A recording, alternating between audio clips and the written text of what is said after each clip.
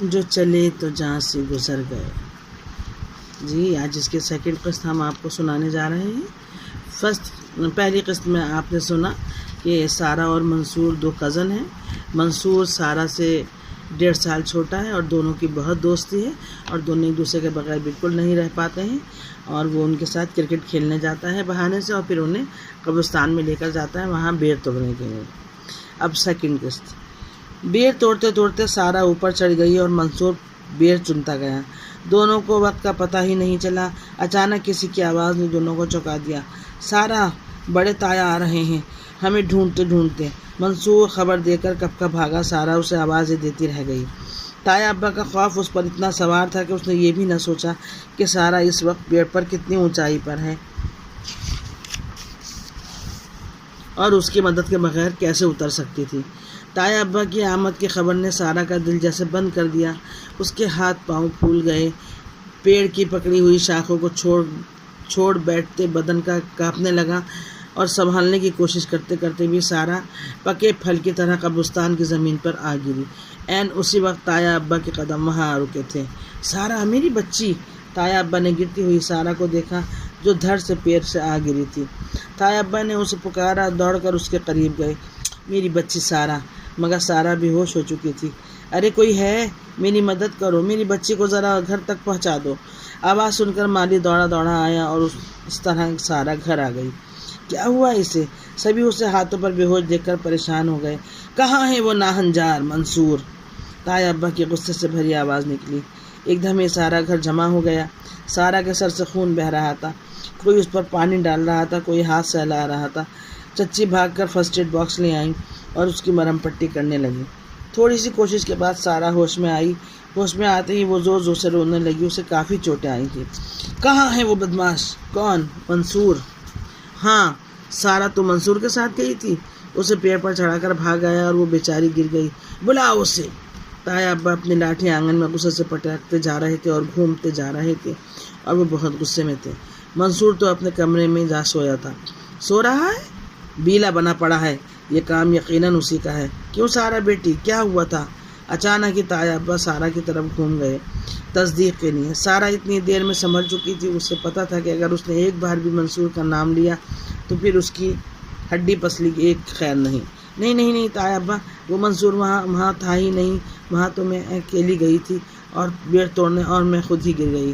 ہمیشہ کی طرح آج بھی سارہ نے منصور کی جرم کی پردہ پوشی کر لی، کیونکہ وہ اس سے بہت محبت کرتی تھی۔ وہ اس کا بہت اچھا دوست تھا، بھلے ہی 2 سال چھوٹا تھا، مگر اس کا سب سے اچھا ساتھی تھا، اور منصور کو بھی اس جیسا ساتھی کوئی اور نہیں تھا۔ یہ بات بھی وہ اچھی طرح جانتی تھی۔ اگر آج اس نے بتا دیا کہ یہ سب منصور کی حرکت تھی تو پھر آج کے بعد وہ دونوں کبھی نہیں مل پائیں گے۔ تایا ابا نے منصور کو گھورا۔ تایا ابا نے سارہ کو گھورا۔ بیٹی، تو کیوں اسے بچا لیتی ہے؟ نہیں تایا ابا، ابو میں سچ بول رہی ہوں۔ تایا ابا نے اسے غیر یقینی نظروں سے دیکھا اور اسے پیار کرتے ہوئے باہر نکل گئے۔ گھر کے سب افراد جانتے تھے کہ یہ حادثہ منصور کی وجہ سے ہوا ہے، مگر جب مظلوم ہی نام لینے کو تیار نہیں تو پھر ظالم کا گلا کون پکڑتا؟ ویسے منصور کی خبر امی نے خوب لی۔ دیکھ، اس نے تجھے آج پھر بچا لیا۔ شیطان لڑکے، اس کو مت ستایا کر، وہ بہت اچھی ہے اور تو اس کے بغیر ادھورا ہے۔ امی ہر بار اسے اسی طرح نصیحت کیا کرتی اور ہر بار اسے کہتی کہ تو اس کے بغیر ادھورا ہے۔ یہ جملہ اس کے دماغ کے ہر کونے میں فٹ ہو چکا تھا، اور کہیں نہ کہیں اس کے ذہن نے یہ بات قبول کر لی تھی کہ اب وہ واقعی اس کے بغیر ادھورا اور نامکمل ہے۔ Sara, I am sorry. سب کے جانے کے بعد وہ اس کے پاس آیا۔ سارہ بہت تکلیف میں تھی، مگر اسے دیکھ کر ہمیشہ کی طرح مسکرا اٹھی۔ تم نے مجھے اکیلا کیوں چھوڑا؟ اس نے منہ پھیلا کر دوسری طرف پھیر لیا۔ تم مجھے ہمیشہ ہی اکیلا چھوڑ دیتے ہو۔ جاؤ اب، نہ میں تمہارے ساتھ کھیلوں گی نہ کہیں جاؤں گی، مجھے ہر بار چوٹ لگتی ہے۔ نہیں سارہ، دیکھو یہ چاکلیٹ کھاؤ، میں تمہارے لیے لایا ہوں۔ سچ؟ ناراض سی سارہ ایک دم بن گئی اور چاکلیٹ کھول کر منصور کے ساتھ کھانے لگی۔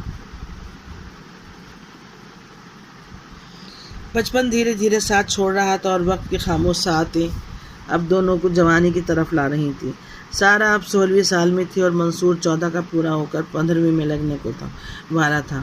اتفاق سے دونوں کی برتھ ڈے کا ایک ہی دن دن ایک ہی تھا، ایک مہینے میں ہی 2 دن آگے پیچھے آتی تھی۔ پہلے منصور کی آتی تھی اور بعد میں سارہ کی۔ دونوں ہی اپنی برتھ ڈے اپنے گھر کے باغ میں ایک پیڑ کے نیچے ہمیشہ منایا کرتے تھے۔ منصور کہتا تھا، دیکھ سارہ، پہلے میری برتھ ڈے آتی ہے، میں بڑا ہوں، اور سارہ ہمیشہ اسے چڑھاتی، میں بڑی ہوں۔ سارہ 8ویں کلاس میں تھی اور منصور 7ویں کلاس میں۔ دونوں کے اسکول الگ تھے۔ اس کے بعد دونوں ہمیشہ سارا دن ایک ساتھ گزارتے، ایک ساتھ ہوم ورک کرتے، ایک ساتھ کھانا کھاتے، ایک ساتھ کھیلتے اور ڈھیروں باتیں۔ بچپن کا پختہ رشتہ ان دونوں کے درمیان ایک ایسا رشتہ بنا گیا جو اب کسی کی طرح ٹوٹنا ناممکن تھا۔ منصور تو ہر بات میں اس کے سر پر چانٹ مار کر یہی کہتا، میں تیرے بغیر ادھورا ہوں۔ سارہ، مجھے تیرے بال بہت اچھے لگتے ہیں، لمبے لمبے، گولڈن کالے، کبھی کالے ہیں کبھی گولڈن ہیں، تو انہیں ہر بار جکڑ کر کیوں رکھتی ہے؟ دیکھ ٹی وی پر لڑکیاں کیسے کیسے بال کھولے پھرتی ہیں۔ ہاں، ٹی وی پر اور بہت کچھ بھی دکھایا جاتا ہے، غیر لڑکوں سے دوستی، کیا وہ بھی کر لوں؟ جان سے مار دوں گا۔ اچھا، تم ہوتے کون ہو مجھے روکنے والے؟ ذرا تمیز سے بات کر لیا کرو، اب میں بڑی ہو گئی ہوں، ویسے بھی میں تم سے بڑی ہوں۔ اگلی قسط میں پھر ملیں گے۔ اللہ حافظ۔